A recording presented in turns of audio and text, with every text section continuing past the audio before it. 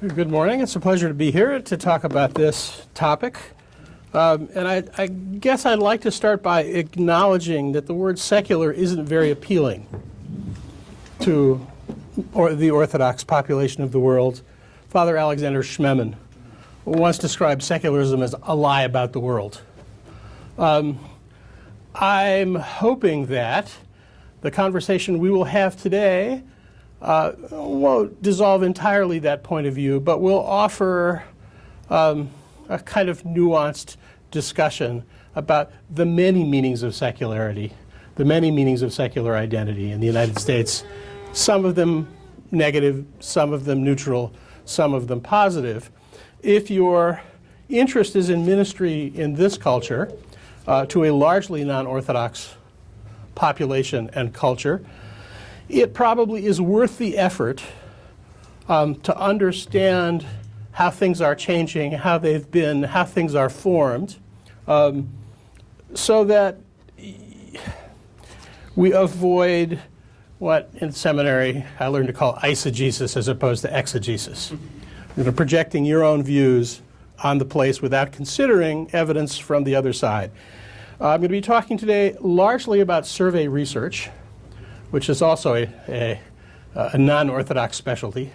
And I say that because a very large survey, the Pew Landscape Survey, Religious Landscape Survey, came out in May. And in the next 2 or 3 weeks, I got dozens of inquiries from worried Orthodox people saying, are we facing a great crisis? Pew says we're down from 0.6% of the population to 0.5% of the population.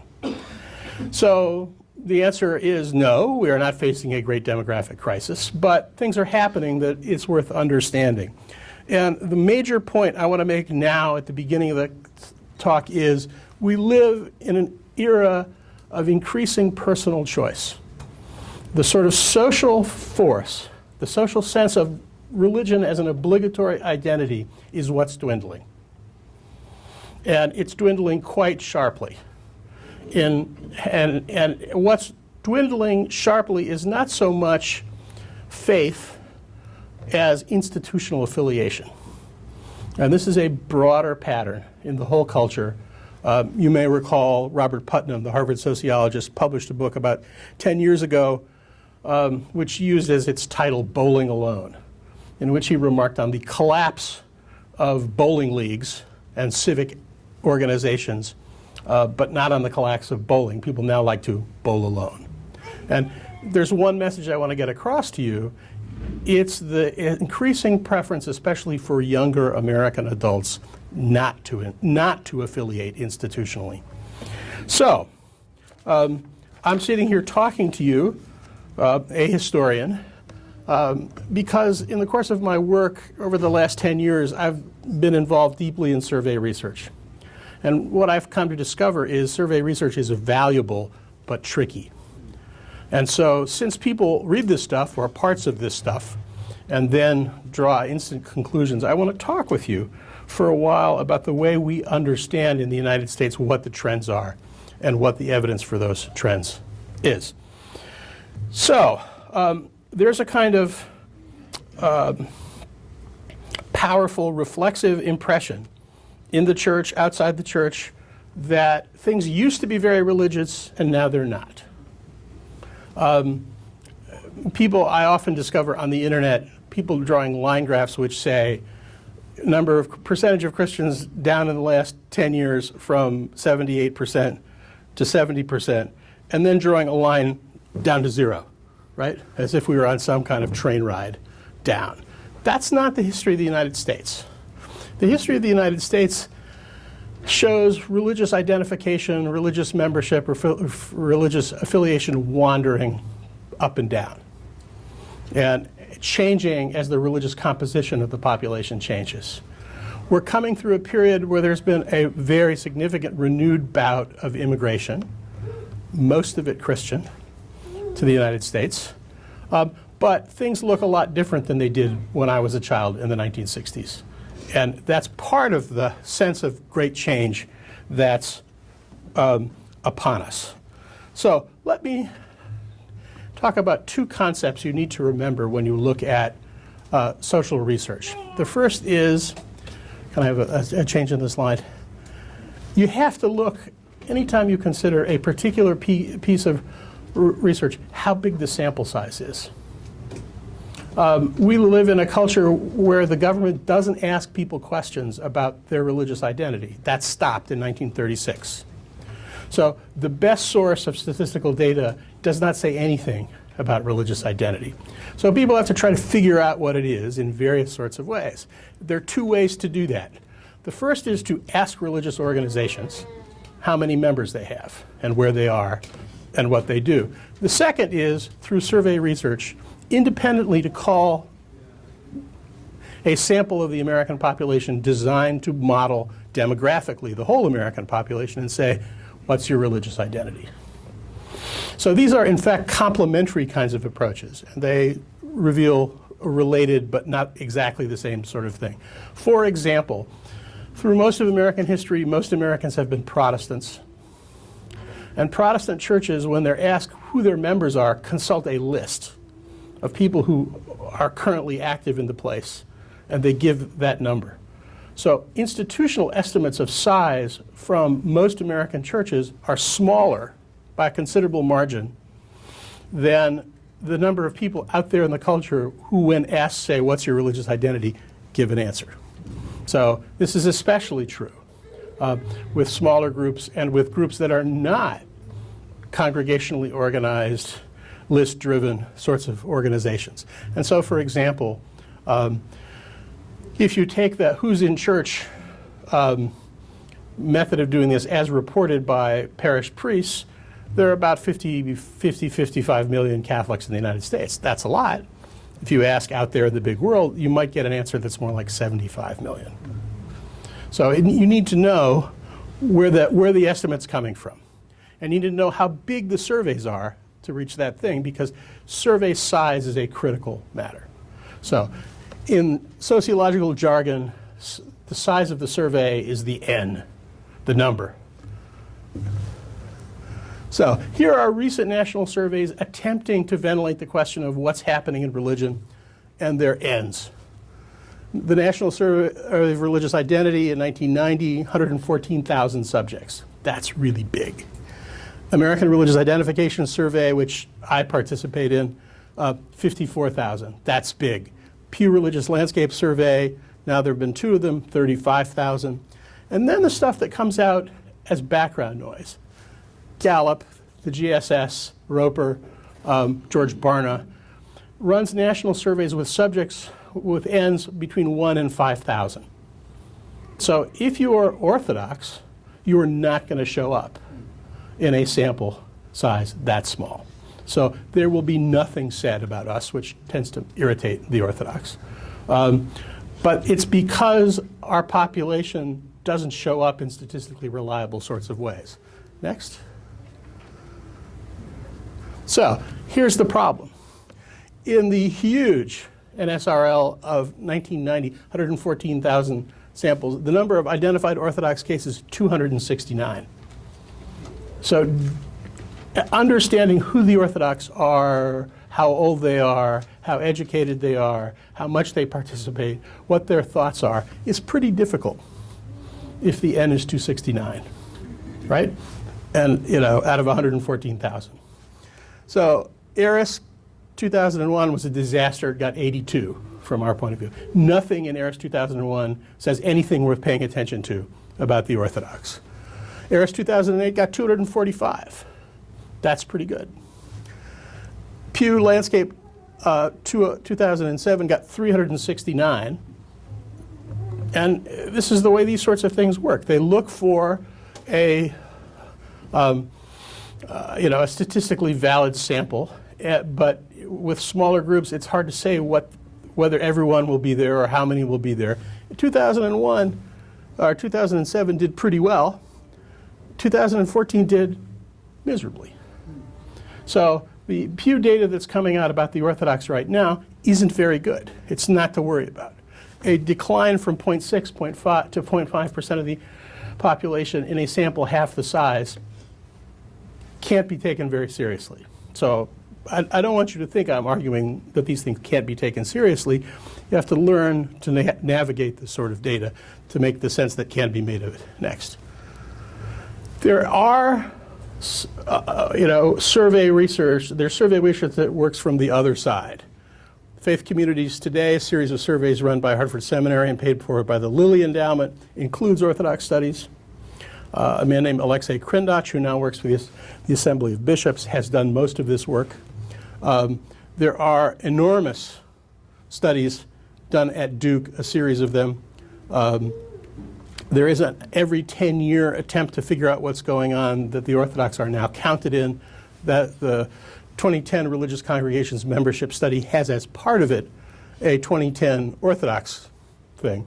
And Holy Cross published an atlas of Orthodoxy in the United States, which is a useful thing to have a look at. Tony Vrame and Alexei Krindach have been the most involved in the structure of Orthodox religious life and this sort of thing. So, next. So, how many of them are there of us out there? So, what Eris says is, and Eris is pretty big samples, pretty good. We've grown from 502,000 to 645,000 to 824,000 since 1990. An important caveat for us, however, is this includes the non-Chalcedonian who've had big migration, especially from Egypt in the last 20 years. So they're now a significant group where they were not previously. Pew says that's, in its studies, the Orthodox are 0.6% of the population, down now to 0.5% of the population. Next. So what's this mean in numbers? The National Census makes a distinction between adherents, people the church, the individual parishes know about, who are connected in some way, financial, physical, etc., and people who attend frequently, who are, there's a count of those connected to a parish, and there's an estimate of how big a given parish's regular congregation at worship is. And they produce this kind of picture, a total adherence number of about 1 million. So we're claiming, collectively, more than the survey research finds, claiming us. And there's a sizable difference between regular attendees and adherents. So regular attendees are in the slightly less than 30% range. Now, Alexei Krindach believes that that's the real population. We can discuss that, and whether sort of these kinds of judgments about how to count and who's connected in what ways are the real issue in this sort of stuff. I mean, the theological answer is clear, right? Who's Orthodox? People who've been baptized. Do you stop being Orthodox unless you say publicly, I'm done, I'm becoming, a Presbyterian? We don't say so. So between that measure, which is expansive, and the measure of who was in church on Sunday, how many was in church on Sunday, that's the Orthodox population. It's a big range. Next. So, margins of error. One way of understanding statistically when claims are significant, when studies are significant, is to look at what the scholars producing the study think the reasonable plus or minus error is for a group. Now, in the Pew Landscape Survey of 2014, just published, the margin of error is 0.6%, which is fabulous. It's a very, very accurate study if you want to understand what the broad picture is. I'll spoil the excitement. The margin of error for the Orthodox is 9.2%, which is lousy. It's it's statistically valid, but just barely. So when you read any of the Pew stuff from 2014, keep this in mind. If they say, 70% of those now saying they are Orthodox were born and raised Orthodox, what that means is 79% to 61% are Orthodox. That's an enormous range, and it makes it hard to see where we're going or how we're going to go there. So, for big survey research, the real payoff for us is not so much what they say about us, but is what is said about the general culture and what the major trends are out there. And those numbers are very reliable. Next. So here are a series of margins of error. Overall, 0.6%. And you can see different groups have different margins of error. And you should always read this when you consider survey data. You need to know what the margin of error is so you can assess yourself what the significance is, how big the N is and how big the margin of error is. Any questions about this? This is the end of my technical discussion, which won't go that way. So, I do have a question on, yeah. on one of the things you brought up, because you brought up that slide that has the adherence Right. and the attendees. Why don't we go back? And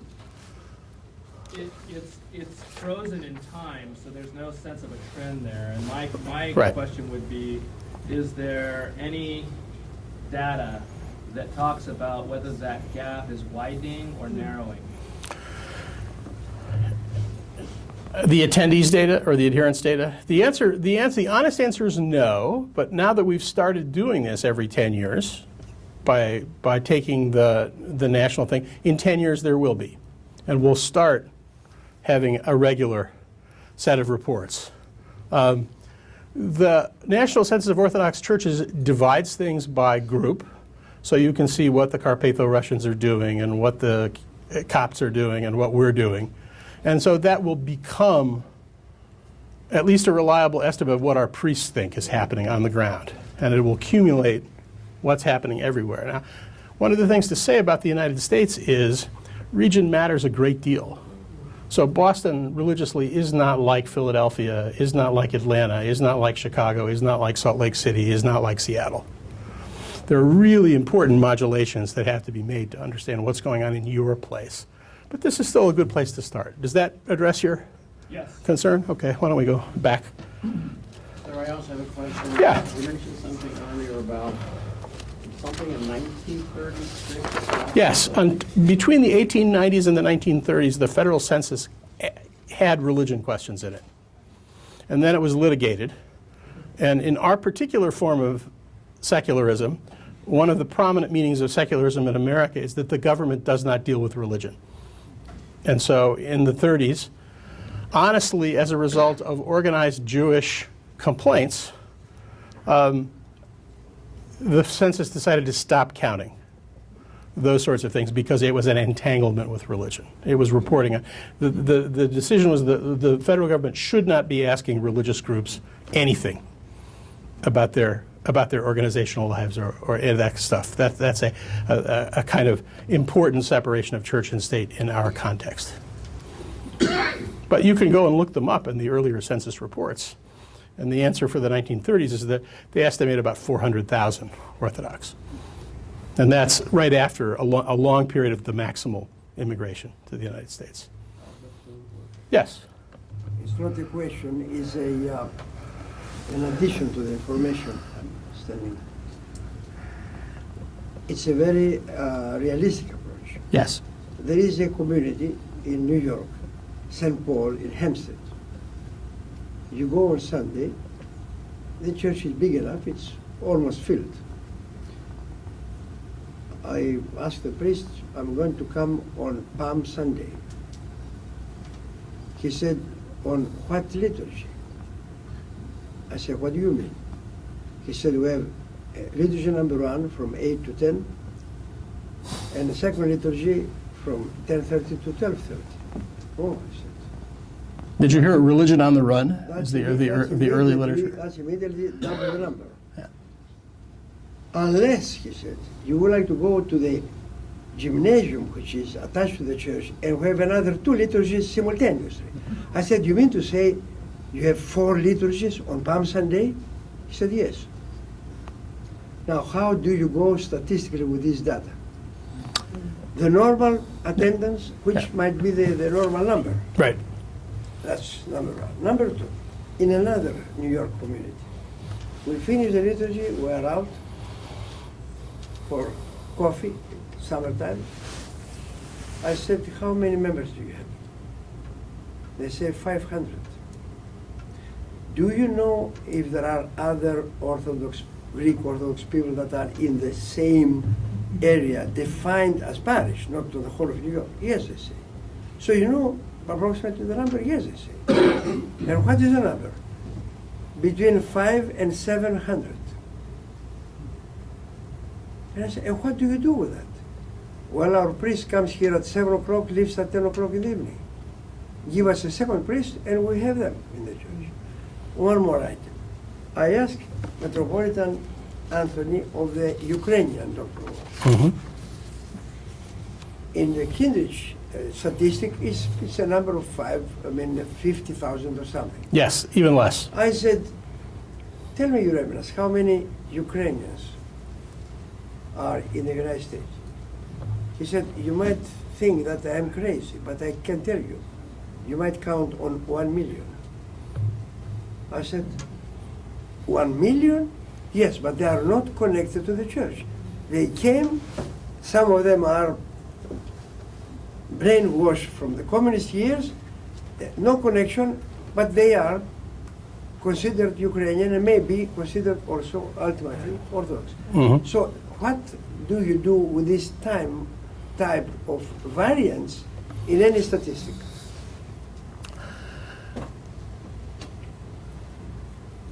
Study things more is the serious answer. I mean, Yeah, get better data.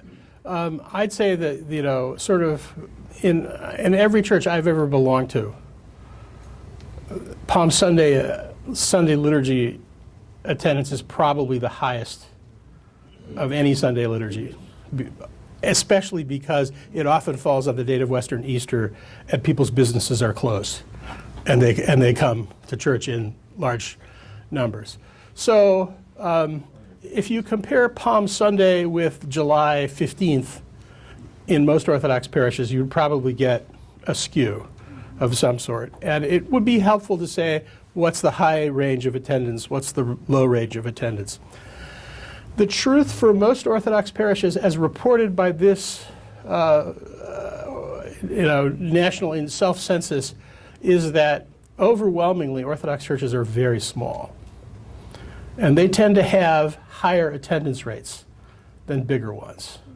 So in one of the Greenberg studies, which compares OCA and Greek Orthodox membership in the Chicago and California metropolises, dioceses, the Greek Orthodox, 40% of the parishes had adherents above 1,000.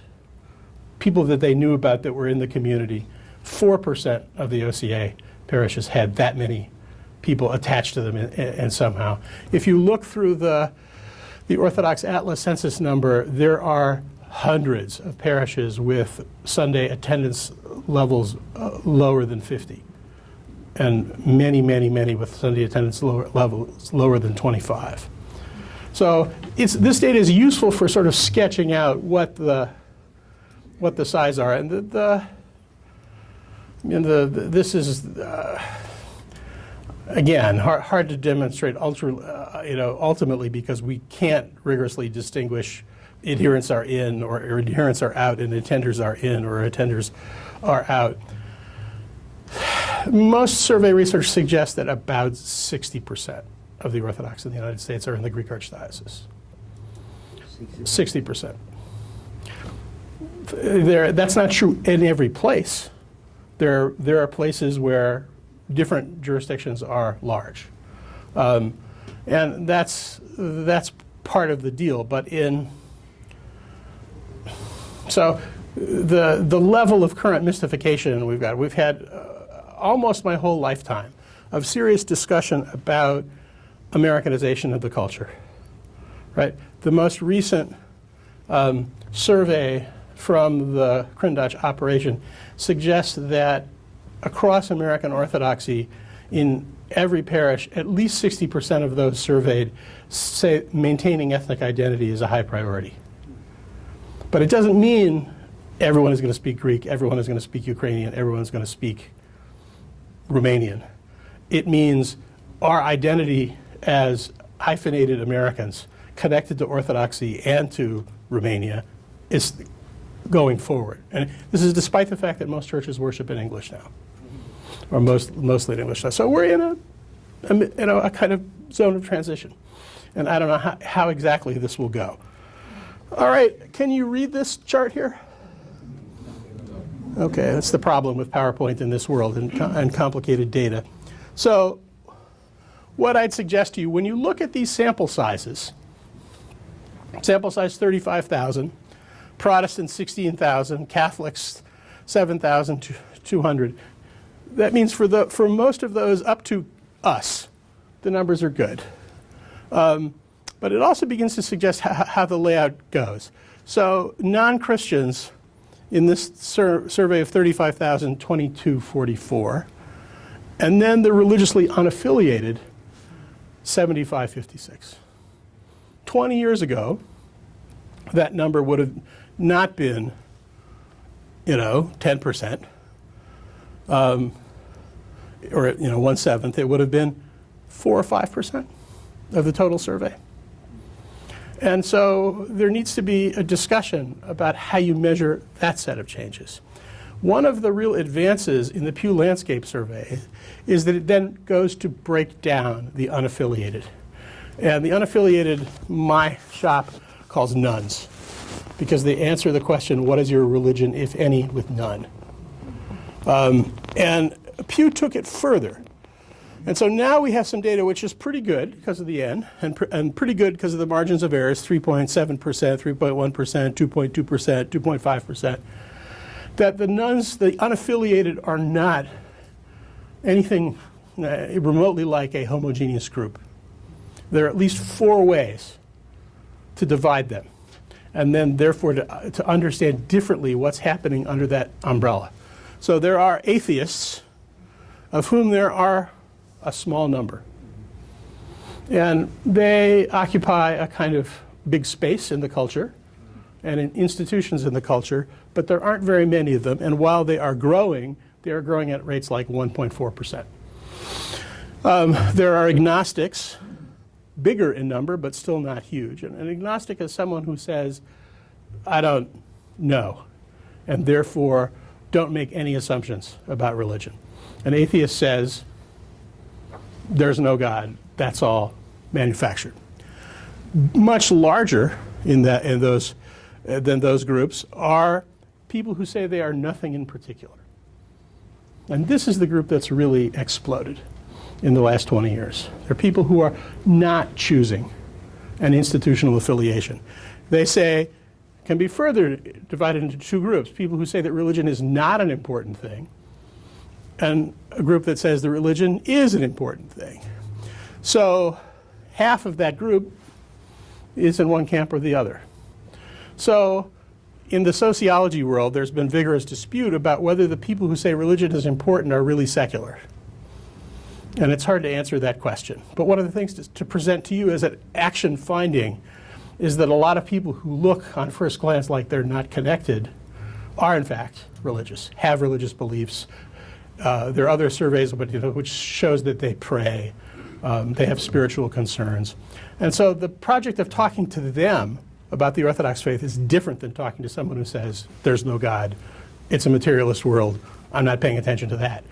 We'll be hearing later in the program about talking to those guys, but a big number of the unaffiliated are in a kind of group where they're out of institutional affiliation, but not necessarily religious. Many of them have vaguely Protestant theological views, because this has been a pretty Protestant country for a long time.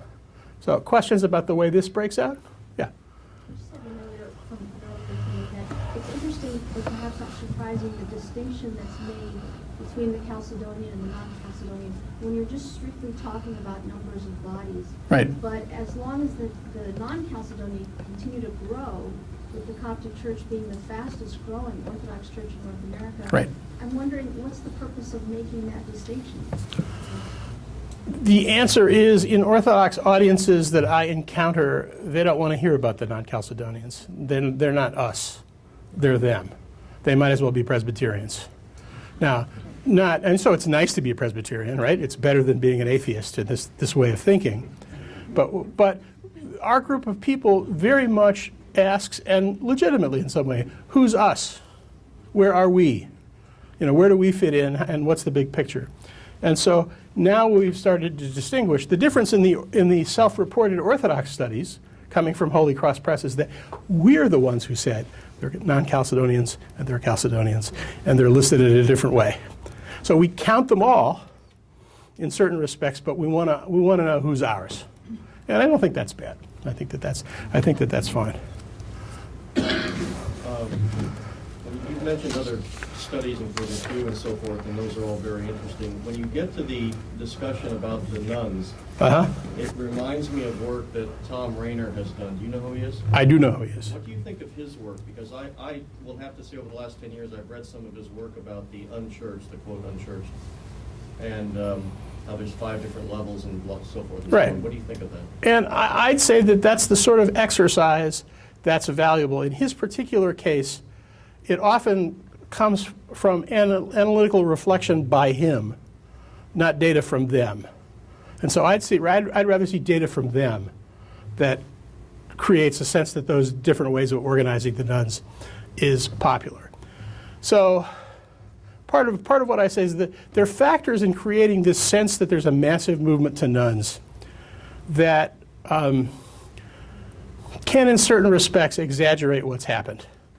And I'd say this more as a historian than as a survey research guy. In the business, in graduate school, what I learned as a rough and ready rule about religion in America was, at most times in the history of America / the United States, about a third of the population has been intensely involved in American religion.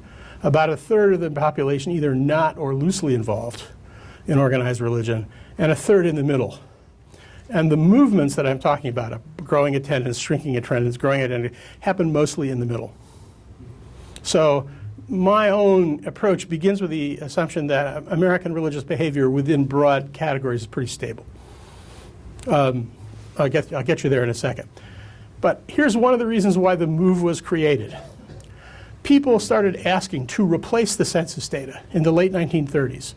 And specifically, the Gallup organization began asking, did you attend church this week?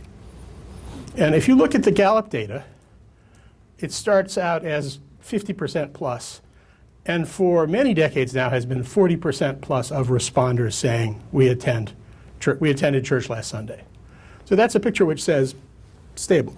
Now remember, the N here is 1,000.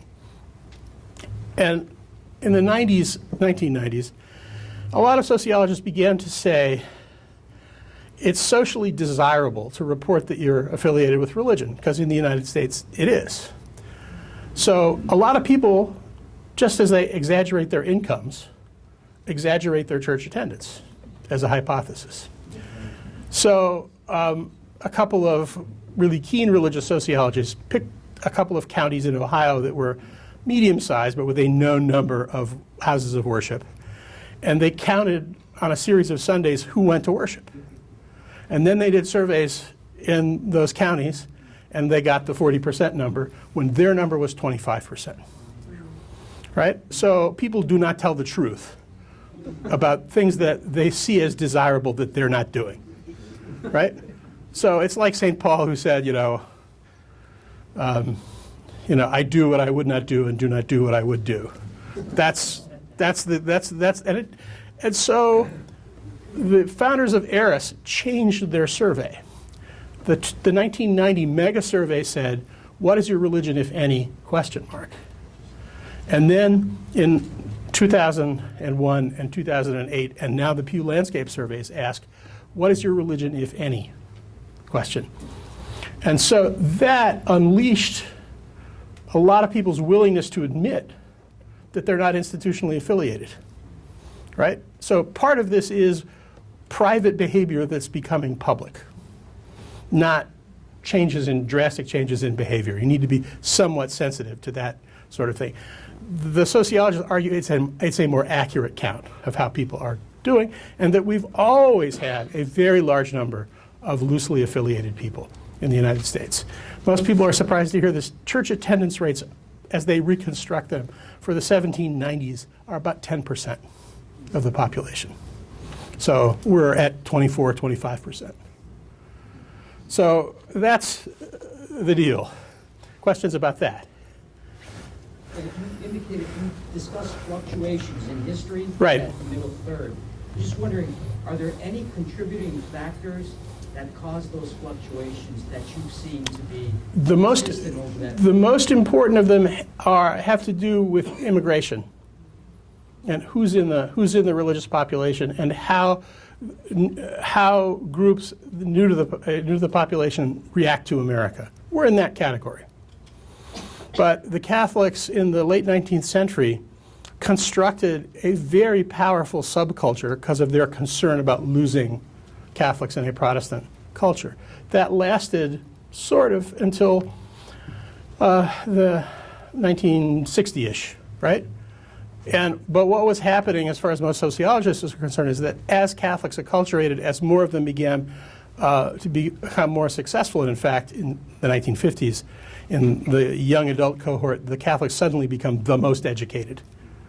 The most educated leads to a series of connected behaviors, including not very passionate church attendance. And so that's one of the reasons why mainline Protestant church attendance is pretty half-hearted. They're choosing out as individuals. Next. So here's what Pew Landscape 2007 says is the big story. And that's that unaffiliated in, a few years are up 6.7%. In a country the size of the United States, that's millions, and this is 350 million people. That's millions and millions and millions and millions of people. Everybody else is not doing very well, with the possible exception of other faiths, which are mostly composed of immigrants, who are using the kind of cohesion benefits of religion to stay together and to do their inherited thing. So evangelical Protestants, the change in their percentage of the population, 0.9% down. Not huge, but all over the United States, evangelical Protestant denominations used to growth, have hit the wall. The Southern Baptist Convention, the biggest evangelical denomination, has lost members 10 years in a row. Never happened to them before. So they're encountering a kind of pause. However, their absolute numbers are still growing. So you can have a shrinking percentage, but a growing number. And that's where they are. The big groups that are easily and accurately measured in this thing, mainline Protestants, African American Protestants. African American Protestants are actually level. But the Catholics and the mainline Protestants are in a kind of drastic loss of affiliation. So that's the big picture. If you're sitting in an institution, people are moving out. Catholicism is also relocating geographically. The center of American Catholic population used to be New England, the Middle Atlantic, and the Great Lakes states. It's now the Southwest. That's an immigration-driven kind of thing. So their strengths are moved over there. If you're around here, as I live in Hartford, the Catholic world is divided between suburban churches bursting at the seams and many urban churches with very few people connected to them. And that's a migration phenomenon. Next. So here's what the big picture looks like. So overall, Christians have taken an almost 8% decline since 2007. That's a lot. That's fast. And there's a powerful anxiety discourse out there in the Christian world about losing control of the culture, especially among Protestants who have thought they had the culture, right? It was theirs. So evangelicals, not so bad. Protestants overall, down 4.8%. One of the repeated findings about Protestant piety in the United States is that the word Protestant no longer appeals very much. And so, and Pew disguises this. Pew, when it asks its questions, what is your religion, if any, insists that you put your religion in some particular denominational category. Eris doesn't do that. And in Eris, between 2001 and 2008, the percentage of Protestants went down by 2/3. People said, I'm Protestant. And the percentage of people who said, I'm Christian, went way up. And what's that mean? It means people are less enthusiastic about organizational, denominational identities in the broad culture. Even people who are church-going, believing, theologically consistent evangelical Protestants don't want to belong to a church that calls itself First Baptist. This may happen in your area, all over the Hartford area. Protestant churches have changed their names to blur their denominational identifications. You know, First Baptist Church in Hartford moved to the suburbs and became First Cathedral. And an Assemblies of God church took Assemblies of God and called itself Crossroads Cathedrals. Now, these are Protestants calling their churches cathedrals, right? Who sits in the chair? A bishop sits in there. There are no bishops sitting there. That vocabulary is being completely rearranged. But they don't want to be called a denominational name because those denominational names don't have deep resonance out there in the culture. So here you see rapid growth in the unaffiliated, but super, super rapid growth in the nothing in particular crowd, not in the, philosophically atheist or the skeptical agnostics.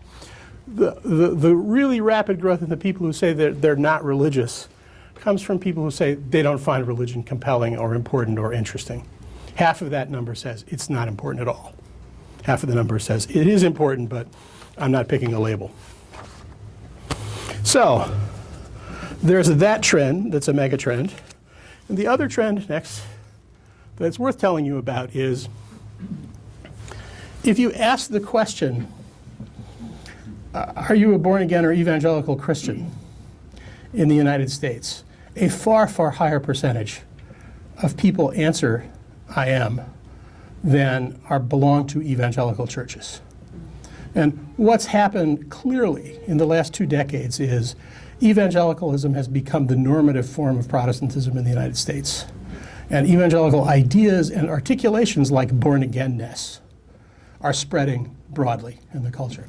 Now, some of this, you'd have to tell the truth and say, African American Protestants who are counted separately in this group have always been evangelical Christians, right, in some very large number.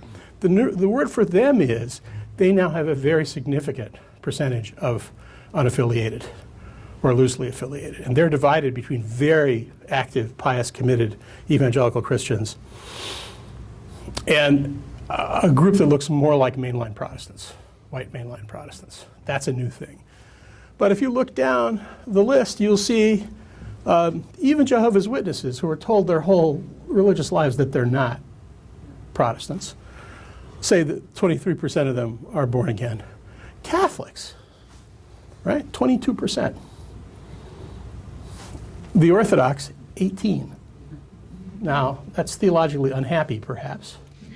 But this is the kind of data when you ask people in the pews what they mean, it's not necessarily a Sunday school answer. There's a question in the back.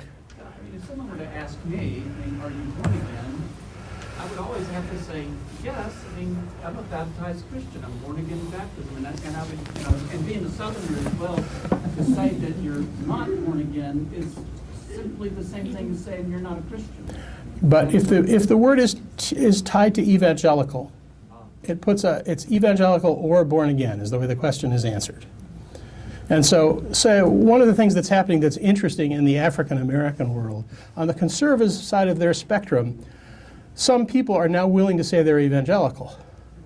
African American Protestants, in large, endorse born again, are open to being called fundamentalists, but they don't want to be called evangelicals.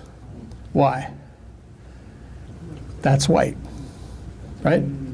And their experience of that is they are not the same organizationally. They may ultimately be theologically compatible with white evangelical Protestants, but they don't want the label. Sir? Yeah, so in the data here, particularly this evangelical, which is a very large tent. Right. So for instance, groups such as holiness churches, charismatic, They're in. Pentecostal, They're in. all within the umbrella? They're in. Okay. So one way of understanding this is that this is like a sort of set of Venn diagrams where there are religious identities which cross into the evangelical world. And that if you ask, and Pew wants to ask at every moment what specific denomination you belong to. When you answer in Pew, they then say, well, do you mean, if you say I'm Orthodox, they mean, do you mean Greek Orthodox or OCA or a Synod Abroad, or they read a list of things which push you to affiliating with a specific group. Lots of Protestants no longer think in that sort of way, but one honest answer is that the number of people, by the broader definition, born again evangelical, who are in that coma, are between 40 and 90 million people. That's really big. So American religious identity is moving towards comfort with using this language. Yeah. When I hear the word evangelical in the United States, that's a really politically charged word. That's why African Americans, Yeah. by and large, So don't want to be when called I evangelicals. see 18 Orthodox, I'm wondering if they're saying, I'm against abortion, I'm against gay marriage. Could be. On the other hand, there's Pew Landscape data which says 60% of the Orthodox think that abortion should be legal in almost all cases. That caused Metropolitan Jonah to really lose it a couple of years ago. But that's, so a hypothesis might be a lot of converts to Orthodoxy come from evangelical backgrounds, and they still think of themselves in this way. What it certainly means is non-evangelical groups are becoming internally theologically more diverse about the labels people choose for themselves. And if you put that together with the understanding that people on that side or in that neighborhood of the society are stopping to call themselves Protestants and starting to call themselves Christians, right? Which is a maximal kind of claim, and that's defining what a lot of people think being Christian means outside that tradition. So that's on the table. So one of the things to observe at this point is lots of conflicting things can be happening at the same time in a culture as big as this one. Okay, I better be quiet. I'll run through so there's more time for questions. So if you look at the survey questions asked especially in Lilly, but also in other places, they put most Orthodox in the middle of the Christian spectrum, comfortable in the culture, not zealous about church attendance, not zealous about other measures of sort of exclusivity. In this 2014 survey, which I repeat is not very good, 60% of the Orthodox agree that you don't have to agree doctrinally inside the tradition. Another number, about the same, 70%. And this is true in virtually every American religious group except Mormons and Jehovah's Witnesses, say that there are other paths to eternal life than theirs. So that's a measure of sort of broad comfort in the society. Again, somewhat better 2007 Pew Landscape study says about 80% of the Orthodox feel comfortable in the culture and aren't worried about moral change in the direction of things. So that might cut against the thing that you're talking about. It also might suggest that we have a conflicted church on application of those kinds of issues. I do want to get to some more discussion of nuns and who they are. But, as of 2014, what are the biggest sense of change? Catholics are no longer the single largest religious group. Nuns are. Ex-Catholics are third.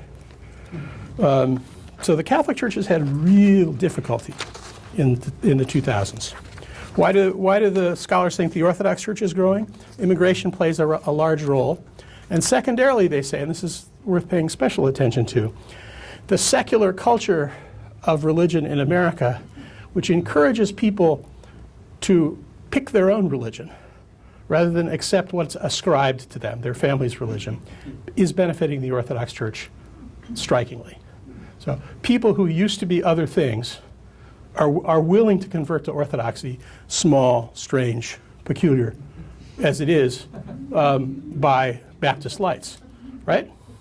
So there's a Festschrift, a volume celebrating Father John Meyendorff's career. And the editor, a Southern Baptist, argues that Orthodoxy is the least American religion in the United States. I think that's not true. Maybe someone does. I think that's a good thing. I feel pretty American. Most people I go to church with feel pretty American. And we understand being American to include our choice of ethnic and religious identity. That's what being American, as part of the being American deal. But out there, especially among Protestants, this is not an easy deal. So, to the degree that we can trust the data, they say the Orthodox are the most highly educated Christian group, have just about the highest incomes of Christian groups. It's an American success story, which explains why people are not unhappy in lots of respects about the basic sort of situation. There are some odd things which I think call into question Pew's Orthodox data. Pew thinks that the gender mixture of the Orthodox has drastically changed since 2007. I don't see any sign of this. You go from 54% female to 54% male. I'd say that that's likely to reflect immigration of young men from especially Egypt, but other places. The Orthodox are the youngest Christian group in age distribution. I think, again, that's a reflection of immigrants who are young. The Orthodox are the least married major Christian group. Again, I think that's an immigration phenomenon. They're young people coming in their 20s to the United States who are not yet married. We have a relatively large number of childless people, which raises questions about how those are ministered to in a very family-ocentric religious culture. And almost everyone in this room's probable favorite, only 20% of the Orthodox say they share their faith with others, which is low. It's about the same as Catholics, a little lower than mainline Protestants. And that's something I would say we should worry about. So, here's switching data. Can you go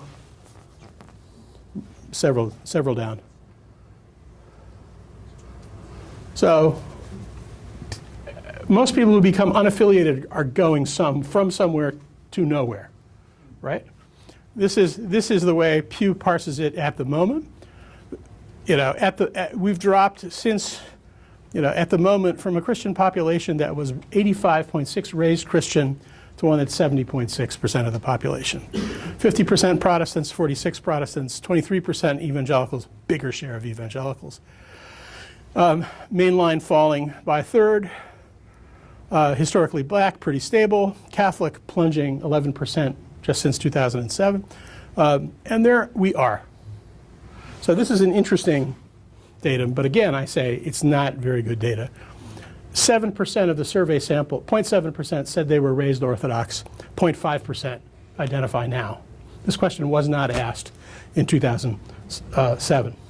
So what's happening? 0.3% are disaffiliating, and just a little less than 3% are coming in. So the good news is we've got coming in, but we also have a lot of going out. Next slide.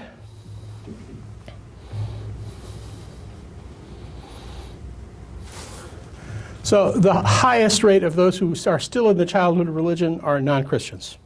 Hindus, Muslims, Jews. Many of them are recent immigrants. Pew does not do what Eris does and ask Jews if they are Jews by religion or Jews by ethnicity. If you count only as Jews by religion, that number has plummeted. So there are always these little technicality sorts of issues. This is the data that outraged the National Herald in its coverage of this thing a few weeks ago. 53% of those Orthodox say they were raised Orthodox. So we're losing, one way or another, half the adults who are currently Orthodox. And where are they going? Half are going to other religious groups, half are going to unaffiliated. I myself have a hunch that many of the half are reaffiliating through marriage. which I think is an important sort of subset of discussions about how to make things go in this thing. But 24% of our people have moved to the unaffiliated, to the nuns column in that period. There's another table on religious intermarriage, which suggests high rates of intermarriage for the Orthodox. So 5% going evangelical, 9% mainline Protestant, 0% African American, 19% Catholic. And I'd say that the 9 and the 19 suggest strongly to me that they're not being swayed by missionaries to go in some new direction. They're adjusting to marriages as the primary move for going to that big whack of the population. Next, if you want to stay up late at night, next. Generational replacement means Pew arranges respondents in 2014 by age and asks them what their religious identity is or whether they have one. So, 85% of the 70-year-olds say they were raised Christian. Those raised and just becoming adults now, 56. And across the board, in group after group, you see this trend of the change in unaffiliation happening on the young side. So we've been accustomed for a longer period of time to a discussion which says most people are less religiously active in their 20s and more religiously active when they have formed families and do those sorts of things. So this is a possible harbinger of real large-scale structural change as generations come through.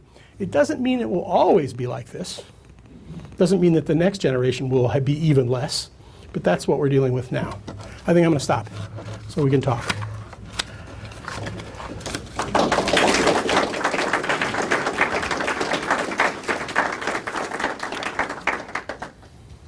Will these charts be available? I got them. I mean, and many of these charts are straight from Pew. So if you want to go read Pew Landscape 14 and Pew Landscape 7, it's online. Everything's online. That's the good news. Thank you for explaining how to read some of those studies. And I also think it's helpful to point out with respect to the study size, that 1,000, if the study size were smaller than that, there wouldn't be a single Orthodox Christian in the study. That's right. Statistically. Right. So that's helpful to point out. Yeah, and that's why great caution about applying this data to us is in order, but reliance on the general accuracy of the social portrait is reasonable. Right. I was talking with a demographer yesterday about what we would do to get better data, and the standard answer is you got to ask everyone in the United States. And NISRI, the one we started with, 114,000, was actually motivated by Jewish funders who were concerned about intermarriage and wanted to nail it down. But they realized when they talked to the sociologists that to find out what people's religious identity is, you have to ask a big national sample. You have to ask. You can't just call up and say, "Are you a Jew?" Click.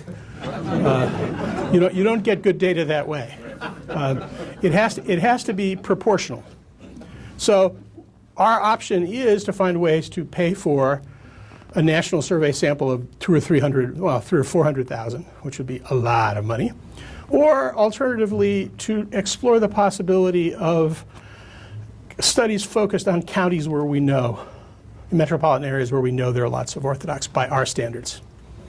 But by standards of the population, a lot means 2, 3, 4%, except for several counties in Alaska where the Orthodox are actually in a majority, but the average county has 1,000 people. So, in the back. Thank you. Dr. Walsh, in your studies there, can you comment on the importance of political activism, how it influences these people that make a decision about their religious affiliation? That's a really complex problem. The American population is now aligned politically and religiously in several ways. The tendency is for individual political orientations to be dominant in groups there are exceptions to this. Most of the mainline Protestants are Republicans, for example, and they're pilloried around the time, around the clock as liberals.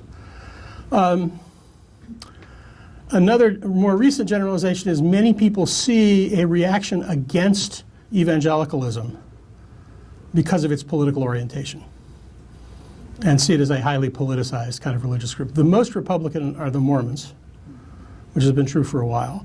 But the evangelical Protestants are really, really skewed. The Catholic situation is extremely difficult. About a third of the Catholic population is white and Republican. About a third is white and Democratic. And about a third plus now is Latino and trending very heavily Democratic because they don't like Republican immigration policies and other stuff. So Catholics are actually the group that move between elections much more than others do. You were talking about political activity, and one of the things to say is political activity often is mobilized when religious groups are mobilized. Well, a guy I know pretty well is a political scientist at Calvin College who was, in talking about the connection between conservative Protestantism and conservative politics, said essentially they can't get the cues if they aren't in the pews, right? So in many American kinds of churches, there's now a very close connection between political outlook and religious outlook. And some people may be fleeing from religious identities or religious identity because of that, and some people may be attracted.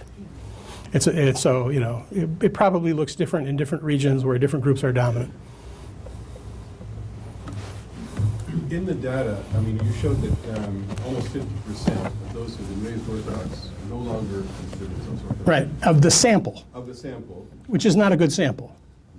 All right. So do you have a sense of what that, because I remember reading on the GOA website that 90% of Greek Americans no longer are affiliated. I find that very disturbing. I don't think it's anywhere near that high. That number has floated around.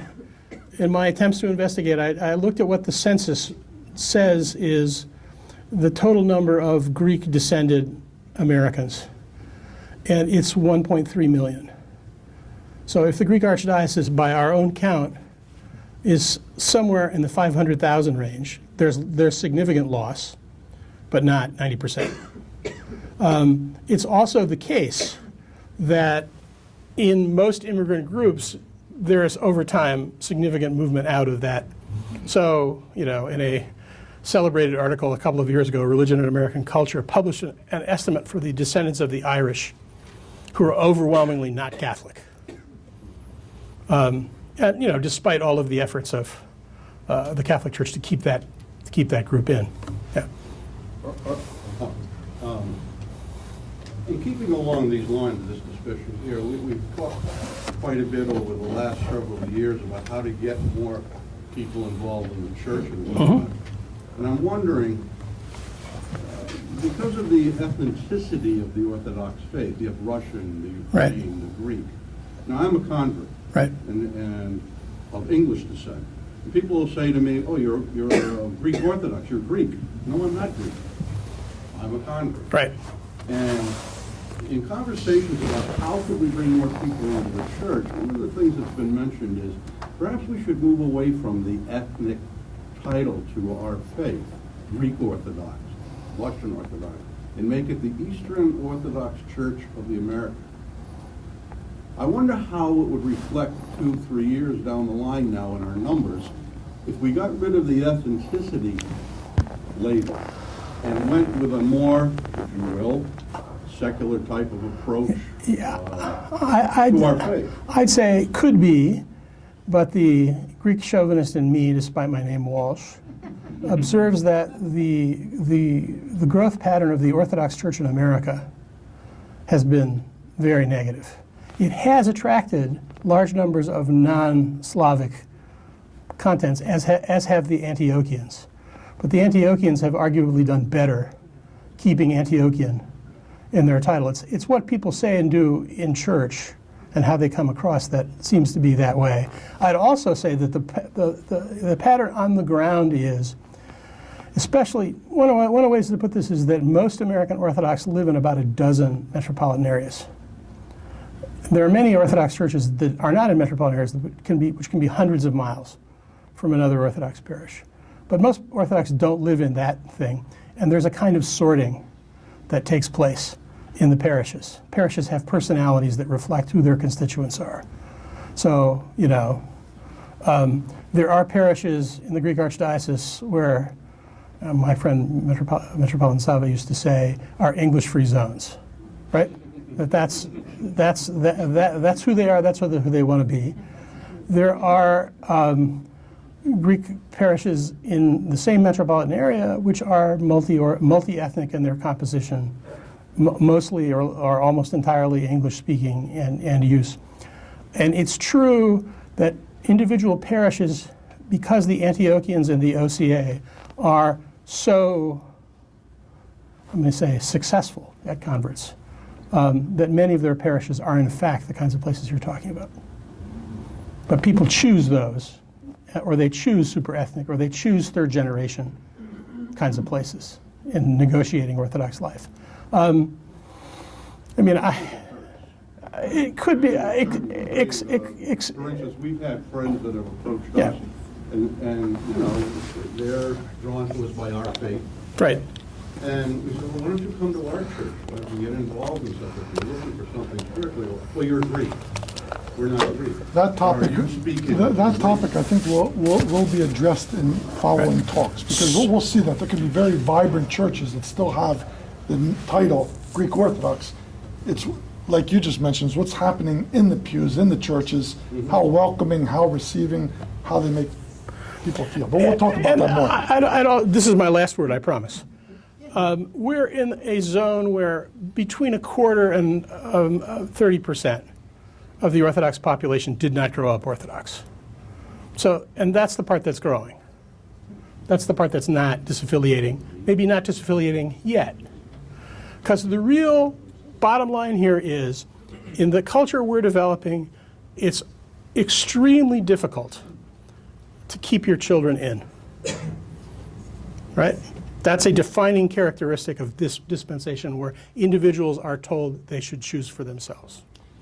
I want to thank very much Dr. Walsh for his presentation.